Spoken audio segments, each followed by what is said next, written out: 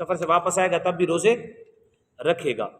فدیۃ طعام مسکین، فدیہ ہے مسکین کا کھانا۔ کیا ہے جی فدیہ؟ جو طاقت نہیں رکھتے ان کا کیا ہے جی؟ فدیہ ہے ایک مسکین کا کھانا۔ صبح و شام کا جو اندازہ لگا کے ہم لگاتے ہیں، اندازہ صبح و شام کا لگانا ہے، اور اس میں اس کو کفارہ کہتے ہیں، وہ اس کو فدیہ دے دیا روزے کا۔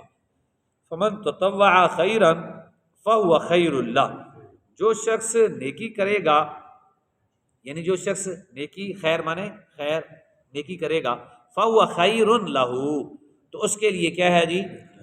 خیر ہی خیر ہے۔ ہاں جی، نیکی میں کیا ہے جی؟ بندہ کیا چاہتا ہے میرے ہر معاملے میں کیا ہو؟ خیر ہو۔ تو اللہ تعالیٰ کیا فرما رہا ہے جی؟ اللہ اکبر، فرمایا جو نیکی زیادہ کرے تو اس کے لیے بہتر ہے، جو زیادہ نیکی کرے گا اس کے لیے کیا ہے؟ بہتر ہے۔ جو اچھیاں نیکیاں کرے گا، یعنی اور روزے رکھ لے گا، جمعرات کے رکھ لے، پیر کے رکھ لے، یا اس طرح صدقات و خیرات اور دیگر نیکیاں کرتا ہے تو اس کے لیے خیر ہی خیر ہے۔ معلوم ہوا نیکی کرنے کے اندر ہی خیر ہے، بدی کے اندر خیر نہیں ہے۔ نہ جسم کی خیر ہے، نہ روح کی خیر ہے۔ بیماریاں بھی بڑھتی ہیں، بندہ پریشان ہوتا ہے۔ یاد رکھیں جو بھی لوگ دو نمبریاں کرتے ہیں ذہنی طور پہ پریشان ہوتے ہیں، ذہنی طور پہ پریشان ہوتے ہیں، ان کو پریشانی سے وہ باہر نہیں نکل سکتے، دھوکے باز جتنا مرضی ہو کوئی، وہ اندر سے پریشان رہتے ہیں۔ اللہ اللہ ہے نا۔ وَأَن تَصُومُوا خَيْرٌ لَكُمْ، اگر تم روزے رکھو تو کیا ہے تمہارے لیے جی؟ روزہ خیر ہی خیر ہے، روزہ ان کنتم تعلمون، اگر تم کیا کرتے ہو جی؟ علم رکھتے ہو، تم جانتے ہو، تو تب کیا ہے؟ اگر تمہیں کچھ علم ہے تو آج کل علم آ گیا ہے نا، پہلے بھی بہت زیادہ تھا، اب بھی آ گیا ہے۔ اس سے تقریباً آپ کے آگے کتاب لکھا ہوا ہے، روزے رکھنے سے معدے کی کئی تکلیفیں جاتی ہیں۔ شفیق صاحب ہیں، ابھی وہ انہوں نے خود ریٹائرمنٹ لی ہے، میں ہاسپٹل میں ہوتے تھے ایکسٹرا ڈپارٹمنٹ میں، ابھی جورج ٹاؤن میں ان کا گھر ہے، میرے دوست ہیں اچھے، تو ان کے معدے کا مسئلہ کئی سالوں سے رہے وہ نیو میں رہتے ہیں، تو کتنے ڈاکٹر کو چیک نہیں کرایا ہوگا، اور وہاں بڑا چیک کروایا، وہ ٹھیک نہیں ہوتے، دوائیاں کھائیں تو ٹھیک نہیں ہوتے، میں رمضان میں وہ ٹھیک ہو جاتے ہیں۔ جو چیزیں وہ آگے پیچھے کھا لیں، جو تڑپتے رہیں، طبیعت خراب ہو جائے، وہی چیزیں میں رمضان میں افطاری کے وقت کھاتے ہیں، کچھ بھی نہیں ہوتا۔ میں نے ان کو مشورہ دیا کہ آپ یہی طریقہ اپنا لیں، مرض آپ کی بڑھ رہی ہے، پیچھے نہیں ہٹ رہی، لیکن میں رمضان ان کے لیے شفا ہے، یہ سامنے ہیں، میرے دوست ہیں، کئی دفعہ وہ ذکر کرتے ہیں لوگوں کو۔ تو معدے کی ساری تکلیفیں، نظام ہضم جو ہے وہ بہترین ہو جاتا ہے، جن کو کولیسٹرول کی مرض ہوتی ہے نا، وہ بھی صحیح ہو جاتے ہیں۔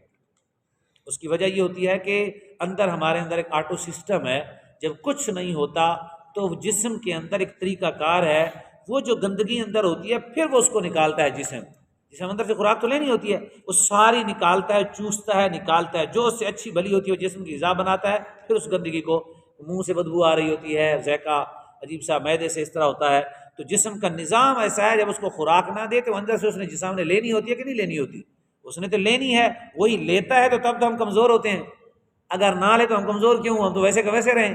وہ لیتا ہے اندر سے، جب لیتا ہے تو سب سے پہلے وہ چیزیں لیتا ہے جو اضافی ہوتی ہیں، سب سے پہلے تو اضافی کیا ہوتی ہے؟ مرضیں ہی ہوتی ہیں نا، اضافی جسم کے اندر کیا ہوتا ہے؟ جسم کا جو حصہ نہیں ہے وہ مرضیں ہیں، تو سب سے پہلے ان پہ کنٹرول کرتا ہے۔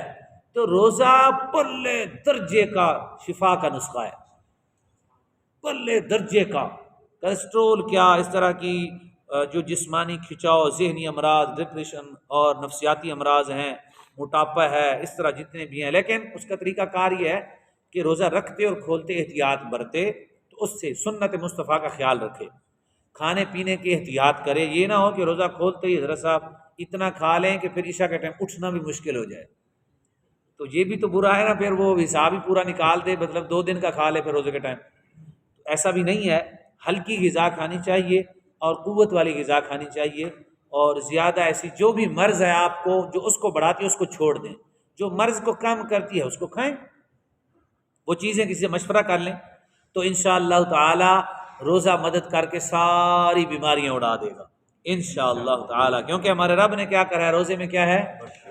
خیر ہے جی، خیر، اور حضور نے کیا فرمایا؟ صوموا تصحوا، اللہ اکبر، معجم الحسن میں حدیث پاک ہے، صوموا تصحوا، شہر رمضان جہاں لکھا ہے اس کے اوپر حدیث لکھی ہوئی ہے، آپ اگلا ورقہ کھولیں گے نا، صفحہ نمبر 294 ہے، اوپر بالکل اوپر حدیث لکھی ہوئی ہے، نظر آ گئی ہے جی.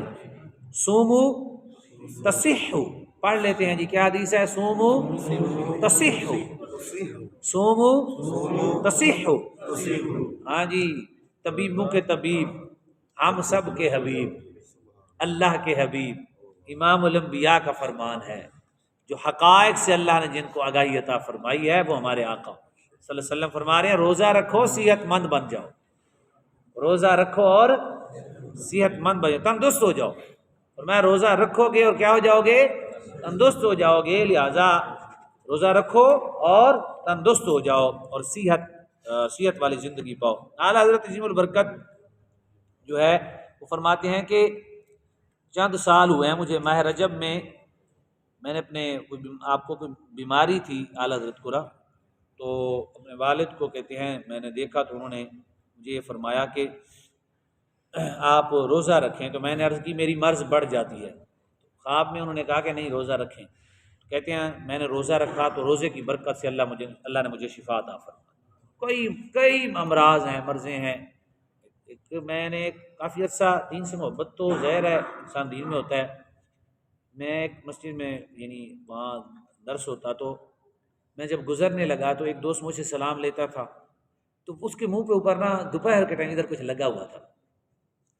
اچھا نماز کا بھی ٹائم ہو گیا تھا تو میں نے سوچا کہ یار انہوں نے کچھ کھایا ہے اور نوجوان کو اتنا بوڑھے بھی نہیں تھے اور نوجوان بھی نہیں تھے تو یہ تو روزہ رکھیں. میں ان کو ساتھ لے گیا، مجھے نام بھی ابھی تک یاد ہے، ان کا نام ہے فاروق صاحب. تو میں نے فاروق صاحب کو کہا کہ آپ نے روزہ نہیں رکھا؟ الگ کر کے نا. انہوں نے کہا نہیں رکھا. میں نے کہا کیا ہوا؟ کہتا مجھے شوگر ہے. میں نے وہیں کہا کہ یار میرے نبی کا فرمان ہے، آپ یقین رکھیں روزہ رکھیں، انشاءاللہ اللہ آپ کو شفا دے گا. تو خیر ان کو میں نے تھوڑی سی دیر سمجھایا، باتیں کی تو انہوں نے وعدہ کر لیا، کہتے ہیں انشاءاللہ روزہ. اگلے دن میں نے پوچھا روزہ تھا تو اس طرح سے انہوں نے پھر روزے رکھے اور بتایا کہ میری صحت اچھی ہو گئی ہے، صحت اچھی ہو جاتی ہے. ہاں بعض کوئی انتہائی قسم کی آخری پوائنٹ پر آخری جگہ پر شوگر پہنچی ہوتی ہے تو ان کے لیے پرابلم ہوتے ہیں، تو وہ اگر دیکھتے ہیں کہ ایسے ہوتا ہے تو پھر مشکل ہو جاتا ہے. لیکن عام طور پہ یہ شفا ہے. کیا ہے جی؟ روزہ کیا ہے؟ شفا ہے. جتنی مرضی ہم دوائیاں کھا لیں، جسم ہی آخر مرض صحیح کرے گا یا دوائیاں کرے گی؟ یعنی دوائی جسم کے اندر جائے گی، جسم اس دوائی کو بانٹتا ہے، بانٹ کر پھر بھیجتا ہے. یہ اللہ کا نظام ہے اندر پورا، تو اس لیے اللہ نے بنایا نظام. تو یار اس سے کیوں نہیں صحت حاصل کرتے جیسے رسول اللہ صلی اللہ علیہ وسلم نے فرمایا؟ اس لیے روزہ ہمارے لیے بڑی برکتوں اور رحمتوں کا سبب ہے. تو اس سے جو ہے وہ گھبرانا نہیں چاہیے، بچوں کو تعلیم دینی چاہیے، بچوں کو انعام دینا چاہیے. جی اپنے بچوں کو یہ نہ کہیں کہ تیری صحت خراب ہو جائے گی، دوپہر تک رکھے، شام تک رکھے، روزہ اس سے رکھوائیں، آدھا دن رکھوائیں چھوٹے بچوں سے.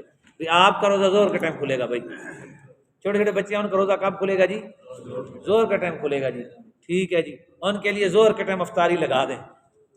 چلو بیٹا اب آپ روزہ کھولو. بڑے ہیں جو اس کے عصر کا کوئی مغرب کا، اس طرح کر کے بچوں کو عادت بنوانی ہے. حدیث میں ان کو اس دن جب روزہ رکھا ہو تو کھیل میں مصروف کر دینا ہے تاکہ بچہ جو ہے نا ابتدا میں عادت بنا لے. ورنہ روزہ رکھوانا پھر جب بڑا ہو جائے نا بندہ، میں نے ان کانوں سے سنا ہے، وہ دوسرے سے، میری والدہ ابھی بھی الحمدللہ روزہ رکھتی ہیں، گھر کا کام بھی کرتی ہیں. تو ہمارے قریبی رشتہ دار ہیں، ان سے پوچھتے ہیں کہ اب ضعیف ہیں کس طرح مطلب روزہ کیسے رکھ لیتے ہیں؟ یہ کام بھی گھر کا کرتے ہیں آپ، تو روزہ کیسے رکھ لیتے ہیں؟ وہ آگے دیسی لوگ ہوتے ہیں، کہتے ہیں بس یہ روزہ ایمان کا مسئلہ ہوتا ہے. یعنی وہ یہ سمجھتے ہیں کہ ایمان کی قوت جتنا ہوگی اس قدر بندہ قوی ہوگا. تو بات تو ویسے سچی ہے. تو اس لیے روزہ بہت بڑی نعمت ہے. آگے پیچھے بھی کبھی کبھی روزہ رکھ لینا چاہیے اپنی زندگی کو بہتر بنانے کے لیے. اگر ایسا نہ ہو سکے تو کم از کم ایک نسخہ ہے، 8 گھنٹے آپ کھائیں، اس کے علاوہ نہ کھائیں. پانی پئیں، کھائیں نہ. ٹائم رکھیں آپ کہ مطلب صبح 10 بجے کھایا تو رات 10 بجے، مطلب 8 گھنٹے گنتی کر لیں. 8 گھنٹے کھائیں. 8 گھنٹے جو جی چاہتا ہے تھوڑا بہت کھائیں، آپ روٹی کھائیں، کھانا کھائیں، جو مرضی کھائیں. یہ ایک صحت کو زبردست رکھنے. بعض کہتے ہیں 12 گھنٹے تک، 12 گھنٹے پہ صرف پانی پینا ہے، کچھ بھی نہیں کھانا، کھانے کی کوئی چیز نہیں کھانی. پھر کیا ہوگا کہ جو کچھ ہمارے پاس ہوگا جسم کے اندر ہوگا. میں نے کئی دفعہ مثال دی، اس پہ اختتام کرتے ہیں. میں نے خود کتب میں پڑھا ہے. کیا ہوتا ہے، بھوک لگی ہوتی ہے بڑی زبردست، روٹی ملتی ہے ایک، ہم وہ ایک کھاتے ہیں اور دوسرے بچے کو بھیجتے ہیں ہوٹل سے لے گیا. جب وہ لے کے آتا ہے کہ یار لیٹ کرتے بھوک مر گئی. ہوتا ہے کہ نہیں ہوتا؟ سب کے ساتھ ایسا کیوں ہوتا ہے؟ کیسے بھوک مری؟ جو بھوک مری جگہ تو تھی ایسے کیوں ہوا؟ ہمارا آٹو سسٹم ہے، جیسے ایک روٹی گئی نا تو میدا خبر دیتا ہے نا دماغ کو کہ بھائی بھوک لگی، میں خالی ہاں. اسی میدے نوں کدے خبر دے دی نہیں انہوں کہ تو مصروف نہ رہے، تینوں خبر دینے کی ضرورت ہی نہیں. تو وہ خبر جب دیتا ہے تو ہوتا ہی ہے جیسے روٹی اس کے اندر پہنچتی ہے تو فوراً دماغ کو کہتا ہے بھائی اس کو ہضم کرنے دے، اس کو جو کچھ فوائد ہیں مجھے لینے دے، اس کو صحیح مطلب اس کا صحیح وہ جوس نکالنے دے، جگر کی طرف بھیجنے دے، جو گدا بچے گا مجھے وہ آنتوں میں بھیجنے دے، جو میدا خالی ہو جائے گا تب میں دماغ کو بتا دوں گا کہ تجھے اب بھوک لگ گئی ہے، لگنا سے پھر بھی ہوتے تین کھا جانا ہے. وہ ہمیں پتا ہوتا ہے بھوک تو لگی تھی نا، تو کہاں گئی بھوک، بھی ڈھونڈ لیتے ہیں ہم بھوک جہاں مرضی دوڑے، ہم تو بغیر بھوک کے کھا جاتے ہیں. تو اس لیے یہ سمجھنے والی باتیں ہمارے آقا کی تعلیم ہے، حضور کی بہترین سنتوں سے اعلیٰ سنت ہے. اللہ جانتا ہے آپ نے اگر رزق کی قدر کرنی ہے تو بھوکا رہا کریں یار، جو دل کا آپ کا کرتا ہے نا پیٹ بھر کے کھائیں، کوئی بات نہیں کھائیں، لیکن دوبارہ تب کھائیں جب بھوک لگے. اور بھوک کی تعریف یہ ہے کہ آپ کو سوکھی روٹی بھی ہیں، موٹر سائیکل سے جا رہے ہو نال جو بندہ ہوٹل تو نال گزرے تو خوشبو آئے تو کوئی آہا کیا بات ہے. یہ نہ ہوئے کہ بندہ جاوے بہترین قسم کا گوشت پکا مونج پاوے تو کسی چاجدہ بنایا ہی نہیں ہے جی. وہ میں نے ایک مثال دی نا، بادشاہ گیا وہ جنگل میں گیا تو اس نے جا کے وہ شکار کرتا، سارا دن شکار کے پیچھے، جب شکاری جاتا ہے اس کو پیچھے کچھ یاد نہیں رہتا، وہ دوڑتے ہوتے آگے ایک کلی تھی، عورت بیٹھی ہوئی تھی، تو اس نے دال پکائی، سا روٹیاں پکائی، اس نے کہا جی روٹی دے دو، دال رکھی اوپر روٹی رکھی، اس نے کہا اوئے ہوئے اتنے سال ہو گئے ہیں مجھے سلطنت میں اتنے زبردست قسم کے کھانے پکانے والے طباخ رکھے ہوئے ہیں، کھانا پکانے والے لوگ نا باورچی، کسی نے ایسا لذیذ کھانا نہیں پکایا. فوج کو کہا اس کو لے جاؤ بھائی کو، اسے کھانا پکوائیں گے. تو لے گئے، کچھ عرصے کے بعد اس نے آرڈر کیا کہ وہی دال پکاؤ، دال پکائی تو دال کھائی تو اس نے مائی کو بلا لیا، اس نے کہا ماں جی وہ دال پکاؤ. ماں جی بڑی عقل مند تھی پرانی مائی، بڑی عقل مند، اس نے کہا وہ دال نہیں، وہ دوڑ لگاؤ پہلے، وہ دوڑ لگاؤ، دال پھر اچھی لگے گی تمہیں. تمہیں کسی نے کہا تھا میں نے لذیذ بنائی ہے؟ تمہارے اندر کی لذت جاگ گئی تھی، لذت اندر پڑی ہے، کھانے میں لذت ہے نہیں، اس بات کو سمجھے، سائنس بھی سمجھاتی ہے. آپ کے اندر لذت ہے، کھانے کے اندر کہاں آپ نے سمجھا ہے. آپ کے اندر لذت ہوگی تو چھوٹی سی چیز بھی لذیذ لگے گی آپ کو. اندر کی لذت کو تو ہم نے دبایا ہوا ہے، وہ تو بیچاری کو ہم اٹھنے نہیں دیتے، اور جب وہ نہیں اٹھتی تو کیا چیزیں ہمیں لذیذ لگیں گی بھائی. اس طرح ہمارے آقا کی بہترین سنت کیا ہے جی؟